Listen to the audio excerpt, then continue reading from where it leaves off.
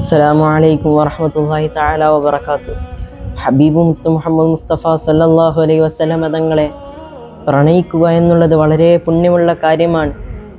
ഹബീബിനെ പ്രണയിക്കുന്നിടത്തോളം നമ്മൾ ഹബീബിലേക്ക് അടുക്കുക തന്നെയാണ് ചെയ്യുന്നത്. അങ്ങനെ പ്രണയിച്ചുകൊണ്ട് പ്രണയം കൊണ്ട് പൂമാലകൾ അണിയിച്ചവരായിരുന്നു അന്നത്തെ സ്വഹാബാക്കൾ. സുബ്ഹാനല്ലാഹ്. ഒരു സ്വഹാബിയുടെ ഒരു കഥയുണ്ട്. അദ്ദേഹം പാടത്തിങ്ങനെ ജോലി ചെയ്യുകയാണ്. ആ സമയത്താണ് ഹബീബ് മുഹമ്മദ് മുസ്തഫ സല്ലല്ലാഹു അലൈഹി വസല്ലം തങ്ങളുടെ വഫാത്ത് അറിയുന്നത്. സുബ്ഹാനല്ലാഹ്, ഇത്ര വിഷമകരമായ ഘട്ടമാണത്. അങ്ങനെ അദ്ദേഹത്തിൻ്റെ തൂമ്പ മണ്ണിലേക്ക് കുത്തിവെച്ചിട്ട് അള്ളാഹു സുബ്ഹാനഹു തആലയോട് ദുആ ചെയ്യുന്നുണ്ട്.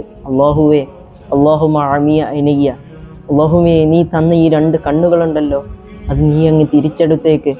ഹബീബിനെ കാണാത്ത കണ്ണെനിക്ക് വേണ്ട എന്ന് അള്ളാഹു സുബ്ഹാനഹു തആലയോട് അദ്ദേഹം അവിടുന്ന് ദുആ ചെയ്യുകയാണ്.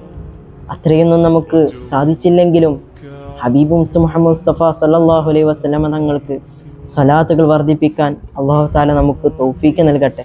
അതിലൂടെ ഹബീബ് മുഹമ്മദ് മുസ്തഫ സല്ലല്ലാഹു അലൈഹി വസല്ലം തങ്ങളുടെ കൂടെ നാളെ ജന്നാത്തുൽ ഫിർദൗസിൽ നാം ഏവരെയും ഉൾപ്പെടുത്തട്ടെ.